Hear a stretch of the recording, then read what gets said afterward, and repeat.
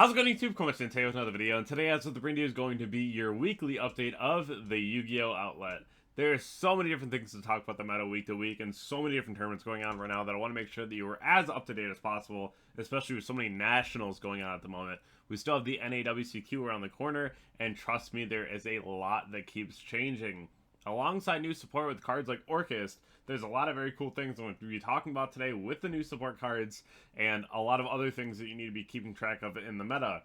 If you haven't already checked out my sponsors or on RW, Cloud, Gem, Arla, Imperium, Dragonshield, or Grimoire, definitely go ahead and do so all down below in the description, and subscribe to the YouTube channel if you haven't already. We are going for 30,000 by the end of the year, and hopefully 25,000 in the next 2 weeks. It'd be really cool to see. But I do appreciate each and every one of you. Thank you all so much for the support. Hey, also, you've definitely seen Arla on my channel lately, and I love board games, and I was overly thrilled when they came to me about their new game. This is something made by Duelists for Duelists, and I just love the fact that you have such diverse movement in a board game of all things, right? It just is a really cool addition and element to the game. You have a ton of different roles to choose from, and I really love the Wizard because it gives you additional RNG as far as getting to cards that you really need to progress in the game.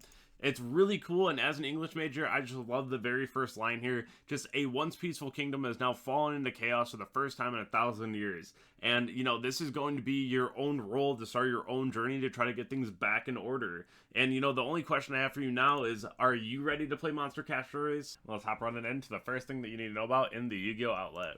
So, Gem-Knight went undefeated today in the remote regional. Today is Sunday. This will be posted Monday morning, but it is really amazing to see that we had a Gem-Knight list already go undefeated. This deck is notorious for burn damage, but now there's a lot of combo cards. We have Brilliant Fusion to 1. So, the deck itself is actually able to compete again, which is pretty cool. What does this mean for our national championship? I'm not too sure because I don't really know if this deck is going to be like super popular, but needless to say, the people that played this deck before are going to be playing it again. So that is really cool to see that a lot of the support cards are really good cards, right? That's something that we always want to see because sometimes we get support cards that we're like, alright, you know, like that sucks. But definitely really cool to see this deck back as an option in the format. Blue Eyes won German Nationals. That is not a sentence I thought that I was going to be saying in a long time. This deck proves time and time again that the Primite cards and the Blue Eyes combos are pretty good. The end board this deck can put up is actually kind of gross. So I'm not really too surprised, and a lot of times when this deck gets put in a really awkward spot in a match, they just kind of go to Drill Beam control, and Drill Beam is a pretty good card, right? So that's one thing where I can definitely say that I couldn't believe this deck can do it. It did do it, and that's a big event, right? So Blue Eyes getting a dub, that's pretty cool, but we'll have to wait and see how it does moving forward after this event. Now, a deck that is really popular this weekend, and it's something that you really have to pay attention to and learn, is going to be Mitsu Orcust. This is kind of gross. The deck is really good, and Mitsu can play in literally any deck. You know, it's just crazy. There's no restrictions. You can just kind of do your thing playing the deck and go ahead and do like your secondary engine if you want to. And even if you get drolled, it doesn't really matter because you just like do the Orcust things, right? And then Galatea sets from deck, so at that point you also don't really care about droll. I think that's really cool. This is definitely a deck that you want to make sure that you are looking out for because you will see it. It is relatively cheap too, so that's something where something this strong, you're probably going to see it a lot moving forward. Listen, Banshee, Nemesis Flag, and Protos becoming an issue. It's becoming a big issue too. Heraldic Riw is a build that I'm not a huge fan of, but it keeps getting second at many different events right now, like many nationals. And the deck itself is realistically just Protos Riw, and your whole goal is just kind of turbo out Protos or like hand rip with Ouroboros, which is kind of gross, and I really wish that Protos just wouldn't be a card because you can kind of put up full board and like hopefully try to get your opponent to like Nibiru you if they have like Nibiru Imperm or like some kind of crazy board break, and then right after slap Protos on the board and be like, I can call dark or light now, right? Kind of gross. And especially if you're playing on something like Malice, it's just lights out. And a lot of people right now are just taking the Molcharmi challenge, letting your opponent draw a million, because at that point you're like, cool, you already dropped rock, now I'm going to lock you out of the game, and as many draws as you just got, they don't matter. And that is crazy. Especially because no one really plays Valor. And if they nib you, then they can't activate Imperm, can they? So, kind of scary. Kind of scary. And, you know, this is something that we're seeing a lot. So, make sure that you have some kind of game plan for this, because, of course, there isn't really much of a game plan that you can have outside of having something like a Valor, right? And that's kind of scary. Or just saving, like, Nibiru for when this hits the board. But a lot of times, you really can't.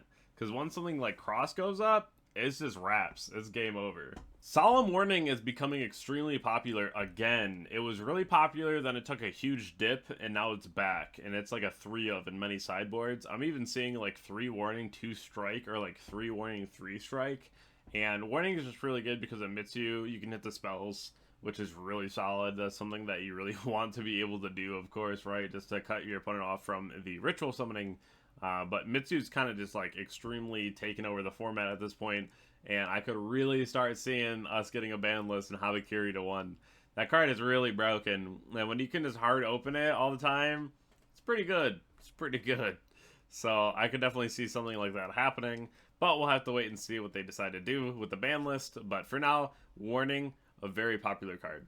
Now, I've been talking with a lot of people about this. Mermail's Endboard is literally just a barrier statue now. You really gotta be on cards that can out things like this. I know that Shifter went to 1, and we're not really seeing too many lockouts from the graveyard. So, Droplet is a card that I've been kind of preaching.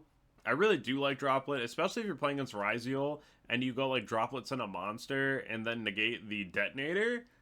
It's pretty impactful. Not being able to pop your own Detonator at that point, it's kind of rough. So that's something that I really do recommend. I think Droplet at 3 is just the way to go. I think the card is very solid right now. Don't find yourself on the losing end to something like a barrier statue, because that is unfortunate. I have 2 deck lists that really stood out to me this weekend that I want to just talk about. The first one's from top 32 of German Nationals. Memento is a deck that I've been looking at recently as something to play because it is really fun, but it's really hard to play. But I really do like the hand trap lineup here of 3 Fua, 3 Perulia, and 3 Droll. It's really standard for this deck right now, but it is really fire. 1 for 1 to help circumvent when you're going first and draw a Charmy. Of course, that's really cool too. I love seeing different ideas like that to help fight against different things that you can have in inconsistencies. But I also really like seeing engines in the most minimalistic way as possible. They're playing 1 Engraver because realistically that's all you really need.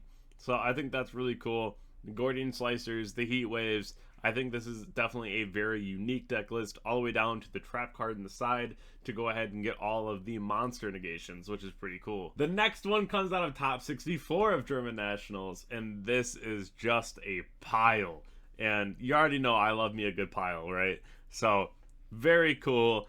I've definitely thought about playing more Mitsurugi and more Riziel-esque things with a ton of hand traps and a pile, just because, like, the more cards you play, and they're even playing Small World, which is like one of my favorite pile cards ever, and you know, it's just so fun. It looks like a fun deck. There's the Guardian in the side too. It's just a really dope list. It's not really a wide format, but it feels like it because there's so many different variants of different decks right now. We have Pure Mitsu, we have Orcust Mitsu, we have Rai Mitsu, other variants of Mitsu. We have Pure Riziel, Protos Riziel, just like so many different ways that you can play these decks, which is pretty cool, honestly. I like that a lot. But we had Memento winning YCSs right before this format started, and it's still around. We had Blue Eyes that just won a Nationals. We had Crystron that I believe won a Nationals recently. We have the Mermail deck, White Forest, Odeon's been around, Regenesis has been around.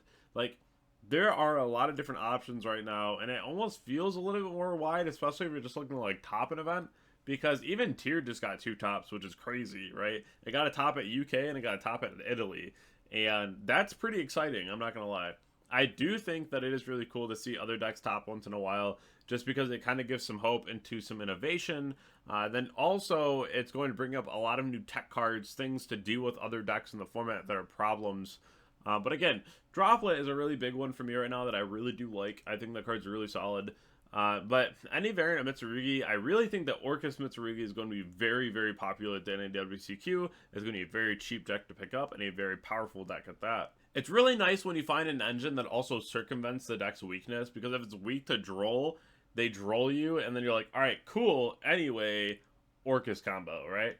I could see the deck to beat right now that's going to be really good for like nationals being like Mitsurugi Orcust Fiendsmith. I think that would be fire. The only problem with that though is the Orcust cards do lock you into dark monsters pretty quick. So that's why it works really well with just Mitsurugi and Orcust. So take that in consideration before you try something like that. But there is going to be a lot of different options moving forward. And, you know, let me know what you're thinking about. Let me know what you've seen down below in the comments that you find interesting. But I wanted to be able to present you as much information from the week as possible, just so you got a better idea into testing moving forward, as we all are right now. We're trying to make sure we have the best list possible to go to Nats and win. If you haven't already checked out my Twitter, Twitch, Discord, Instagram, or subscribe to the YouTube channel, definitely go ahead and do so. I'll catch you all in the next video, and I appreciate you all so much. Thank you.